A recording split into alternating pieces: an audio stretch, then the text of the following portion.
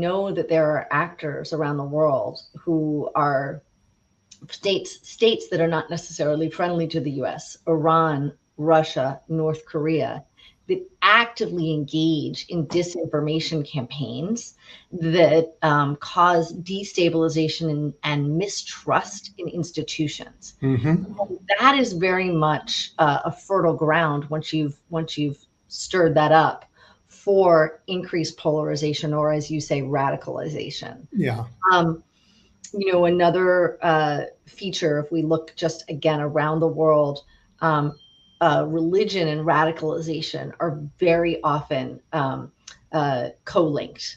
And so we certainly have seen a rise of the religious right in the US, and certain politicians on the right favoring less separation of church and state. And so I think when you put all those factors together, right, we're looking at a world where it is going to be increasingly important for democracies to think about where's that fine line between having multiple views and really having a diverse set of opinions and diverse set of possibilities where people can be represented versus that polarization and radicalization. Yes, completely. I would say if we cannot be a nation as big as we are and have everybody think the same thing. And oh, how boring a country that would be, right? To have 350 million people all think the same thing. We want to have different points of view, but we want to have a political system that allows us to have those different points of view and mediates those differences peacefully so that we can work together on our future. That's the promise of democracy, after all. It's countries that are autocracies. It says, no, the truth comes from the boss, period. Well, yes, and I think this is where a free press is really critical towards getting at that truth. And obviously laws that ensure that the press is reporting facts. We have a lot of news that is really opinion-based and less fact-based, and that's much more entertaining. We can understand why people gravitate towards that. But if we think about the media landscape and all of the different channels of media, so a podcast is a channel that didn't exist 20 years ago. And then we have social media, and then we have cable news. Mm-hmm. And so the ways that people get so-called information is varied and not verified. Most of it comes this way these days, through a phone. Sorry? Most of it comes through a phone, right? 100%. Right. But here in the U.S., unlike everywhere else, with the guarantees of free speech, we are not ever going to be able to tell the press, you must report the facts. We're never going to be able to tell them, you can't lie. I mean, they can't do it with malicious intent.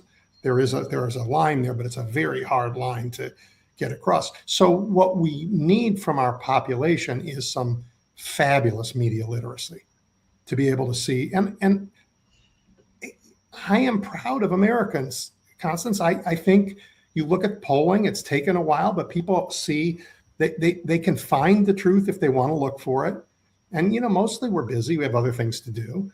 But people are figuring it out. And maybe we're more media literate than people give us credit for, after we are certainly the most marketed to crowd on the planet.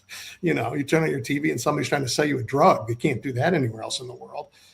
So I think people are capable of taking in all of the nonsense and filtering at least some of it. Not everybody, for sure, but that's what we cobble majorities together from. Well, and you also bring up the issue of busyness, right? I mean, if you're raising a family and holding down a job and, trying to put food on the table, that, can take up a great deal of time. In fact, 100% of your time. And so certainly having, the degradation of regulations, which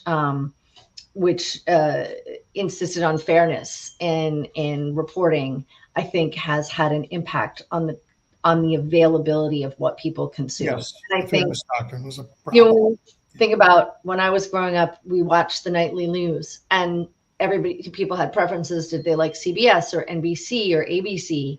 But you pretty much, they were distinguishable by their hosts to some extent, but they reported the same information. They did. Right now, we're in a situation where there are so many different pieces of information being reported across the spectrum, some of which is not information, some of which is It's a outright huge, I falsehood. agree with you, it's a huge challenge. And yet, back in the day when we had Walter Cronkite tell us, and that's the way it is, huge chunks of America, the stories that were relevant to them never got told to anybody.